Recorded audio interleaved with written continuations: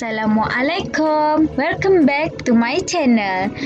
Okey, hari ini saya akan mengajar tajuk reka bentuk elektrik untuk tingkatan 2 bagi subjek reka bentuk teknologi. Baiklah, sebelum saya masuk dalam topik yang saya ingin ajar, yang pertama saya ingin tahu apakah elemen sistem elektrik yang telah dipelajari pada minggu lepas. Yang pertama adalah sumber. Sumber terbahagi kepada dua. Yang pertama, sumber yang tidak boleh diperbaharui. Yang kedua, sumber yang boleh diperbaharui. Yang kedua adalah medium, iaitu medium tanpa wayar dan medium berwayar. Yang ketiga adalah beban, iaitu apa sahaja peralatan yang berkaitan dengan elektrik yang akan menghasilkan sebarang fungsi. Yang keempat adalah kawalan, iaitu apa sahaja peralatan yang mempunyai kawalan sepertinya kipas. Kipas ini mempunyai kawalan di bahagian bawah, iaitu kawalan untuk buka dan tutup kipas ataupun untuk buka menjadikan kipas berfungsi dan tidak berfungsi, dan juga untuk kelajuan 1, 2 dan 3. Berikutnya, apakah standard pembelajaran hari ini? Iaitu 2.32, iaitu menunjukkan cara reka bentuk litar peralatan elektrik. Dalam topik ini, pelajar akan dapat mengenal pasti 3 aspek dalam reka bentuk litar elektrik. Iaitu, apa itu reka bentuk litar elektrik? Reka bentuk litar elektrik adalah terdiri daripada susunan komponen atau peranti untuk melakukan tugas yang dikehendaki. Dalam reka bentuk elektrik ini, yang penting adalah susunan komponen dalam sesuatu litar. Reka bentuk litar sesuatu produk ditunjukkan melalui 3 aspek, iaitu yang pertama, aspek keselamatan, yang kedua, kedudukan peranti dalam litar, yang ketiga adalah sambungan litar. Berikutnya, yang pertama adalah aspek keselamatan, iaitu aspek keselamatan ini penting untuk melindungi pengguna dan juga peralatan daripada berlakunya litar pintas. Di sini saya sediakan 2 langkah pencegahan untuk elektrik, iaitu yang pertama adalah perlindungan daripada sentuhan secara terus dengan cara membekalkan penebatan di bahagian peralatan elektrik yang berfungsi ataupun yang berpotensi untuk mengecas elektrik. Yang kedua adalah perlindungan daripada sentuhan secara tidak langsung dengan cara membekalkan pembumian secara efektif bagi pengasingan logam. Ini adalah contoh sentuhan secara terus, iaitu dengan membekalkan penebat pada bahagian peralatan elektrik. Kabel ini dibaluti dengan penebat, iaitu getah. Kalau contoh kepada membekal pembumian, iaitu pada soket. Soket akan ada 3 wayar.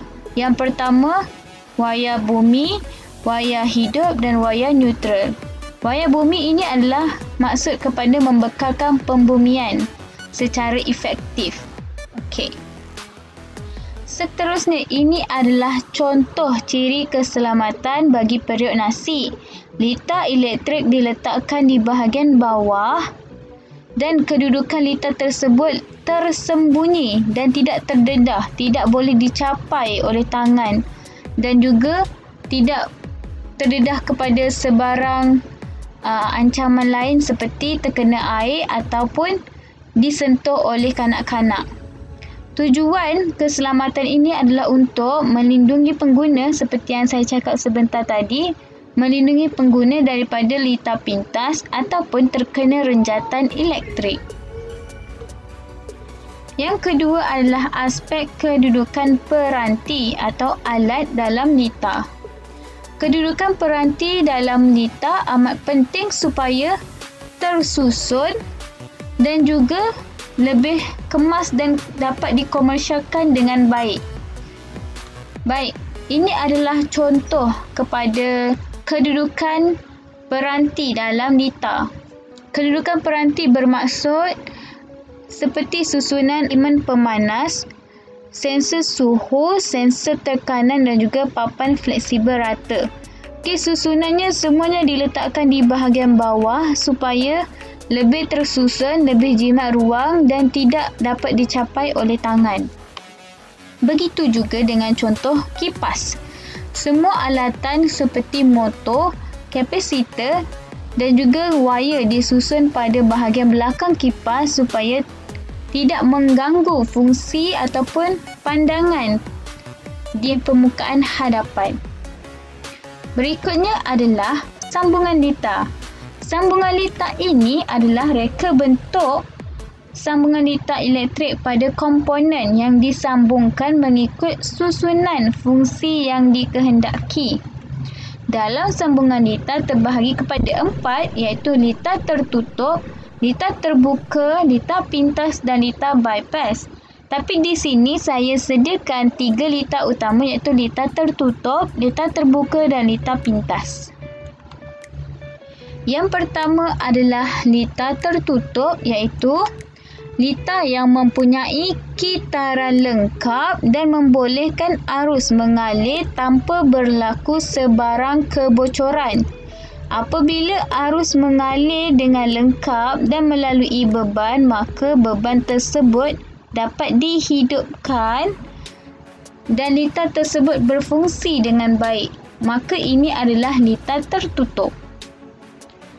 Berikutnya adalah lita terbuka di mana lita ini tidak mempunyai kitaran yang lengkap, arus tidak mengalir melalui beban dan beban tidak dapat berfungsi. Seperti contoh ini, suis terbuka, maka lita ini dipanggil sebagai lita terbuka. Jika suis tertutup, arus mengalir, maka digelar sebagai lita tertutup. Ini adalah contoh kepada lita pintas iaitu short circuit di mana berlakunya kebocoran pada wayar positif dan bersentuhan dengan wayar negatif. Apabila bersentuhnya dua wayar ini, maka berlakunya percikan api di sini. Maka apabila disentuh, maka dapat menjadikan satu renjatan elektrik.